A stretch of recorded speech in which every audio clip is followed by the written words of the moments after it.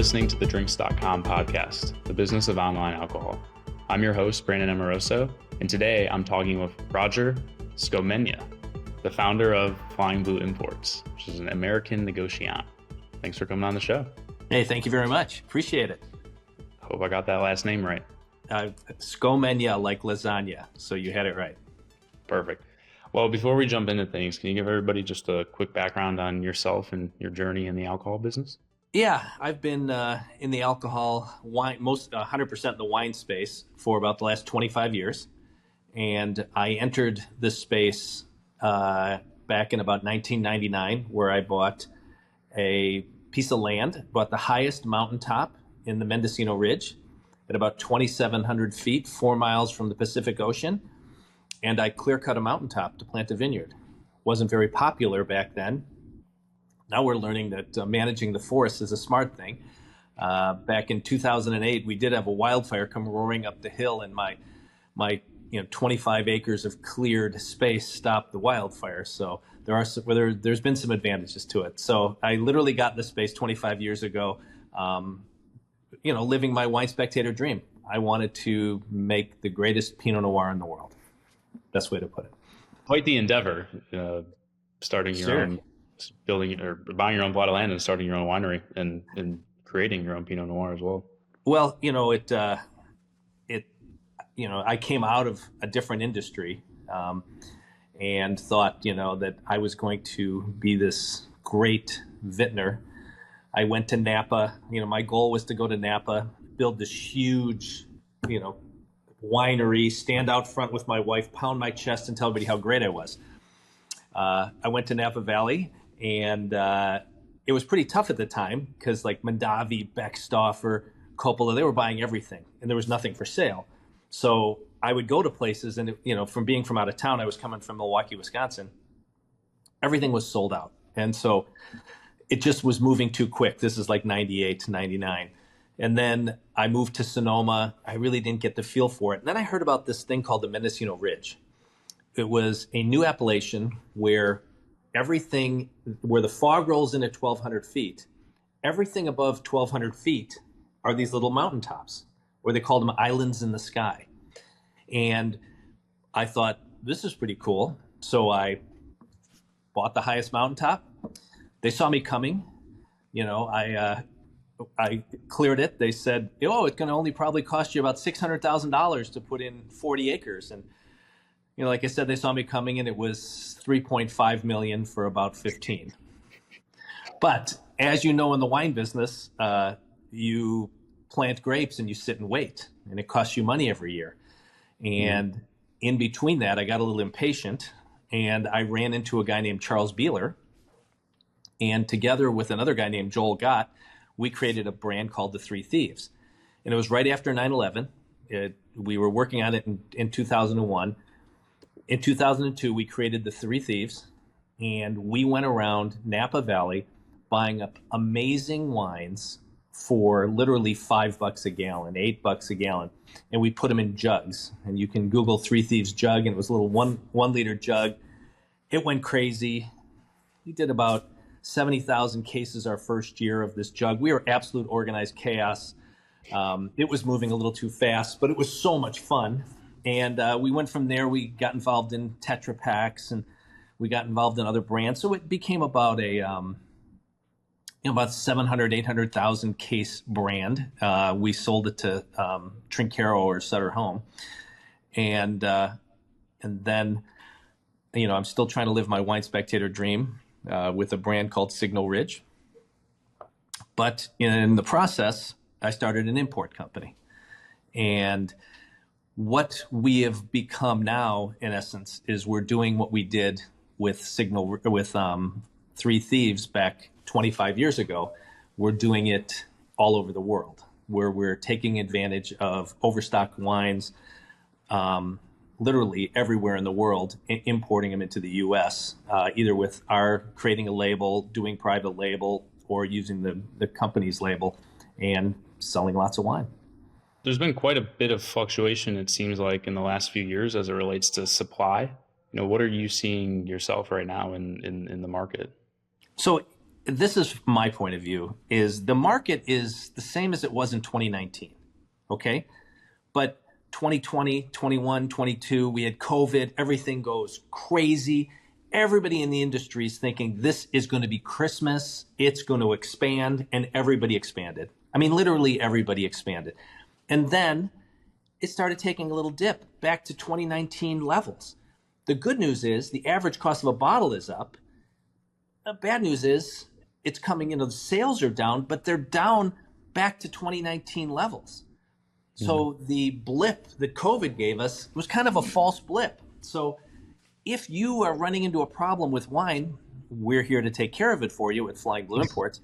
And I mean, we move a lot of wine. I mean, there's a lot of great wines out there that we bring in, either private label, labeled, or in bulk, and literally finding a home for almost everything.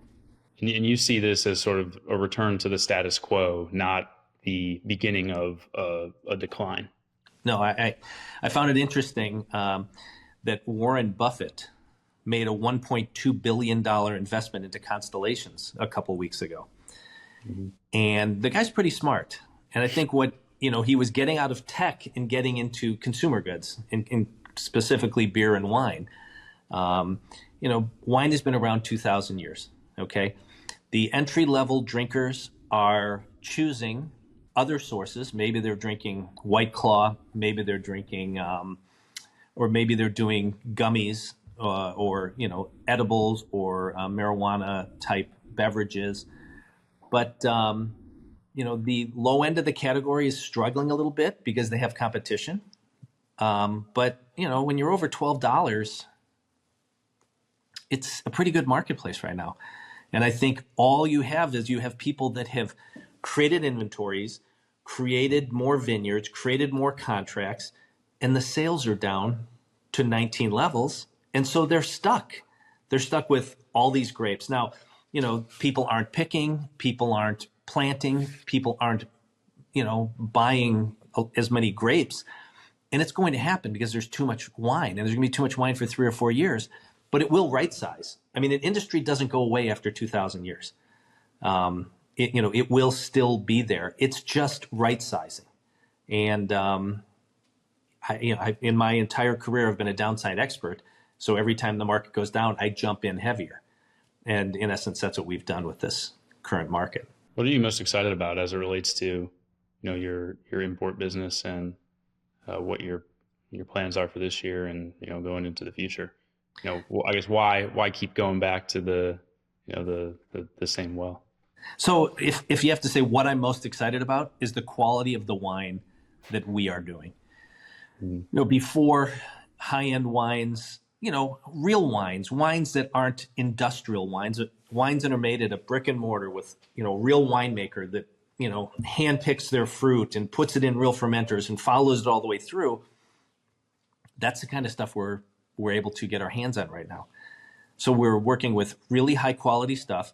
We're helping out these wineries because we don't break them when we buy the wine from them. We give them a very good deal, bring it into the marketplace, come in maybe 20% less than the brand on the market, and it becomes a win-win. And our French and New Zealand and Spanish and Italian suppliers are realizing it's a great way for them to continue in their business. They have their brand, they have their big brands. They don't have to worry about their oversupply, and then they now create a system with us to move their oversupply, and it's profitable for them because they don't have any overhead when it comes to selling or managing or storing the oversupply. We're taking care of it for them, and we get involved in the winemaking. We get involved in what it is. So really the private label wines of the world, these other types of wines of the world right now are super high quality. It's not just, let's put a label on bulk wine. Do you think that consumer perception is changing towards those types of wines? Well, the perceptions change because the price is right, in terms of the private label business. They are buying more private label wines. They're advertised properly at the different grocery chains or whoever it is. The grocery chains are demanding extreme high quality. The consumer's coming back because the wine's really good. And it's really putting a little focus on the companies that kind of got lazy and we're living off their brand, and now they have to compete against people that are doing it, possibly a better job. And I think the marketplace for wine as an industry, we need to do a little bit more. Why do we drink wine? Why do we get excited about wine? Well, we get excited because we know the history. I follow winemakers. I follow wineries.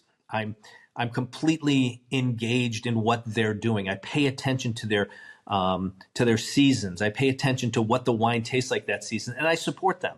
I support different wineries where I always buy their rosé, or I always buy their different wines. For my personal consumption. The good winemakers making great wine at at good prices, and sometimes not always good prices, are kind of the guys that are being successful right now. But the players that are machine harvest, high, quick turnaround, manipulated wines, those are the guys struggling right now. It's not the guys making great quality wines. They seem that there's always a home for them, I feel. There's definitely been a transition towards, from a consumer standpoint, more of the sort of clean, organic, natural, not machine harvested. I was shocked the first time that I went to one of the facilities where they make one of the mass-produced wines, and it is more like a chemistry lab than it is a winery. And consumers are definitely straying away from that with all this health-conscious movement and whatnot. Yeah, the U.S. allows, if you ask me, allows too many additives in wine. The whole, grow it big, harvest it big, ferment it fast, get it in a bottle, adjust the flavoring with either adding, sugar and stuff like that. That's horrible. That's the stuff that's actually not working. What's interesting about the younger generation, and I'm talking the generation that's, 21 to 29, 30, they actually pay attention to the ingredients. They pay attention to where it's going. So if you've got a fake brand, they're not falling in line for the fake brands. They want to know who's making it. They want to know your philosophy. They're going to read about you online.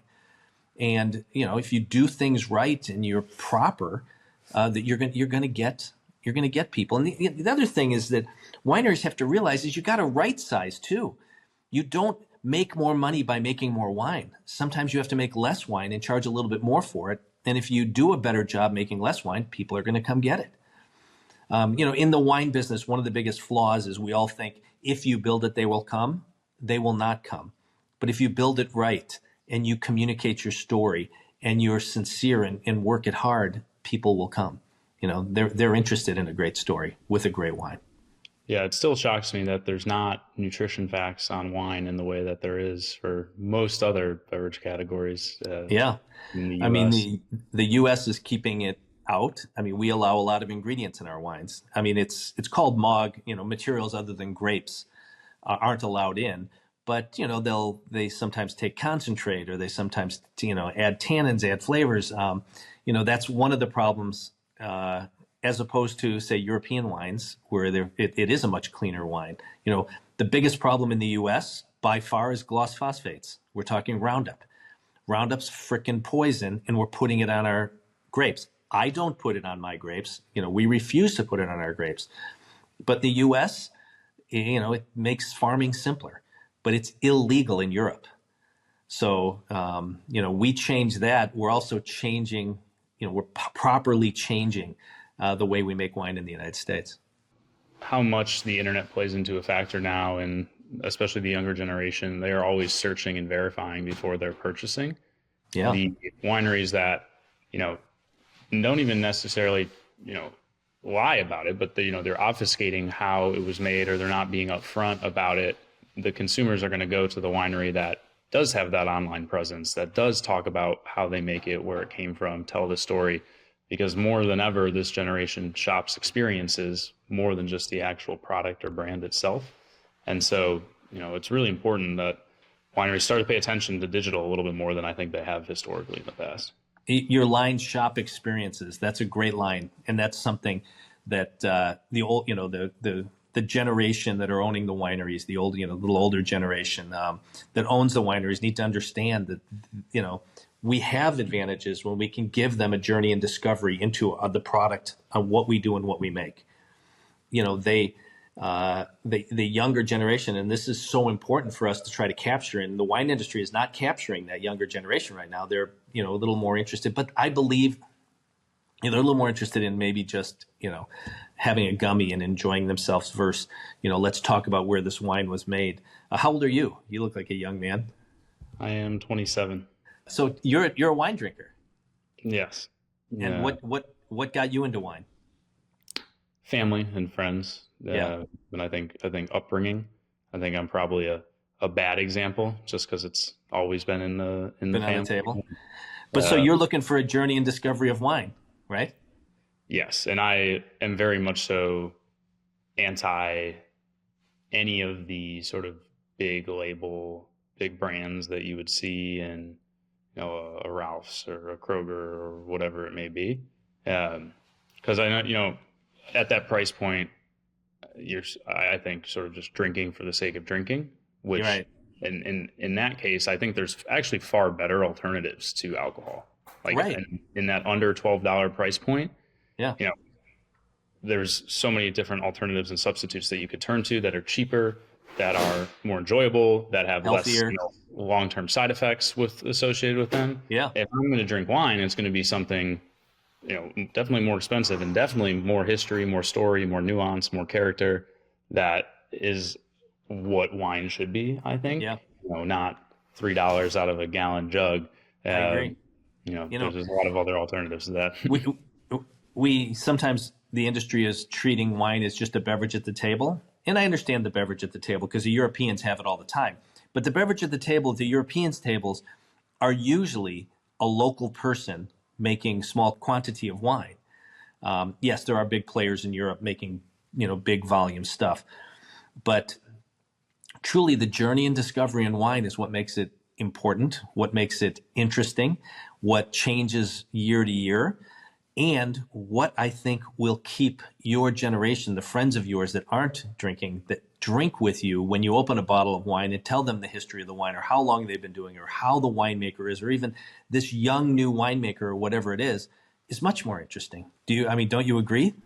Yeah, I completely agree. You don't get that with White Claws or seltzers. No. Those are mass produced to the nth degree.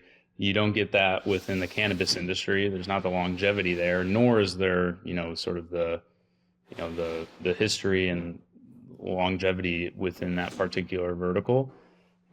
I can't find a sixth generation cannabis grower who's been on the mountaintop of the same place that their great grandparents were, type of deal. That's really cool and unique. And I think the tasting room experience is something that no other industry has. Mm-hmm. And is really a phenomenal one for the wineries that execute it well. But more often than not, that tasting room experience does not translate online in any way whatsoever. No, I went to Napa for a week, had a great time. I do find the tasting room concept just sort of hysterical, though. Like, you go in there, you get a little buzzed, and then they start selling you stuff. Like, obviously, I'm going to buy a case of wine if I'm a little tipsy. But then you leave, and you never hear from them again for more than half of it. That's horrible. Horrible. Yeah. We need to stay in touch with our people. We need to communicate our story. Right now, my company, Signal Ridge, it's an ultra premium Pinot Noir and Chardonnay. We tell our story on Instagram and Facebook mostly. We have a mailing list. We do mail to the mailing list, but it seems most of the people on our mailing list also follow us on social media. So we're able to play videos, show the new products, talk about the scoring, talk about what we're doing, the time of year. And we do tell that story that way. So I agree. We haven't hit quite the TikTok yet. We haven't started going after those people because, we're still new at what we're doing. But I appreciate people like you that are getting into the wine industry now. You've been in it for a while, as a drinker. But you care where it comes from. And, the concept that you're making sure that these people are doing the right thing and hold them to it, with your money. If they're not doing the right thing, don't buy their wine. And I think it's spectacular. And that's why when everybody's complaining the industry is crashing, and I look at it and say, no, it's not. It's only crashing for those people that are doing a bad job and shouldn't be in there. Because we don't need 7,000 wineries in California. We don't need them. It's okay that 10% go away. It's okay that some of these vineyards in the middle of nowhere that mean nothing go away. It's okay. And that's where I say we got to right size. And those that want to stay in the industry and love what they do, like myself, we're going to stay in the industry. We're going to make it happen. And we're going to, stay ahead of it. So that's what's exciting for me. And I feel like this alleged downturn is a catalyst and force for change as well. So even if it really is just a return to 2019 levels, it is still, getting people to wake up and see, what are some of the other things that we can change or the levers that we can pull to provide a better experience to separate ourselves from the competition. So yeah. And I believe the price point has gone up. So it's not the people that like yourself that are searching for journey and discovery that have decreased sales. It's entry-level people have decreased. So if we can't give the entry-level people a reason to join it, then, we're not telling the story well enough. Because I'm going to guess that when you have a friend that doesn't drink wine and you pull out a beautiful bottle of Chablis and have this wonderful dinner and they taste it, they're like, oh my God, this is spectacular, right? And you tell the story. That's the fun part, introducing people to it. Still trying to get my girlfriend to buy into the red wine hype. Yeah. But the white wine, we've gotten her up to speed. Start drinking some grower champagne with her. She'll get it. Well, before we wrap up here, I got two fun questions for you. All right. So first, what is your favorite wine memory? Wow. I've had so many. I'm trying to think my favorite wine memory. It's probably some of the first times when I was in Burgundy for the first time. I mean, I'll tell you this funny story. I went to Burgundy and I can't even remember what grower it was. And I was with somebody and we walked into their winery and I looked around and it was 20 foot by 20 foot. And I saw some tanks and stuff around and I said, where's the winery? And they said, you're in it. And then I tasted the wine and I'm like, oh my God. And I saw what small batch wine is all about. So that memory to me held me to the point where my Signal Ridge wine I make is small batch, concrete tanks, wood tanks, just hand done, beautiful. We give the year what the year is. It is what it is. Some years taste different than others. And that day in Burgundy taught me that, wow, this isn't an industrial product. This is a craft product. So that was an exciting day. And that just goes to show more of the beauty and the sort of the art behind making wine and making it with the land versus forcing the land into doing exactly. And then last one, if you could share a bottle with anyone, who would it be and what would you drink? And I guess it doesn't have to be wine if you have a proclivity for other things. No, I would, I look at, I've always thought I would love to share a bottle of beautiful, Chardonnay and then move on to a beautiful Pinot Noir with like Barack Obama. Someone that's soulful and, I'm not sure what his drinking is, but I always wanted to sit down over a bottle of wine with Barack Obama and hear about his story. I can't promise that he's listening to this, but maybe, this is one step closer for you to making that a reality. I love that. Well, thank you so much for coming on and joining us. I really appreciate your time and sharing your insights. But before we hop, can you let everybody know who's listening where they could find you online or connect with you? Oh, I'd love that. The winery is called Signal Ridge, and we're at signalridge.com. And you can find us both on Facebook and Instagram at Signal Ridge. And if you watch this podcast and you go sign up, send us a little message and we'll chat with you. I'd love to hear what people thought and, did we get any interest? Awesome. Well, I'm gonna have to go try a bottle myself. All right, I love it. All right, well, thank you for coming on. For everybody who's listening, as always, this is Brandon Amoroso, and you can find us at drinks.com. Thanks for listening, and we'll see you next time.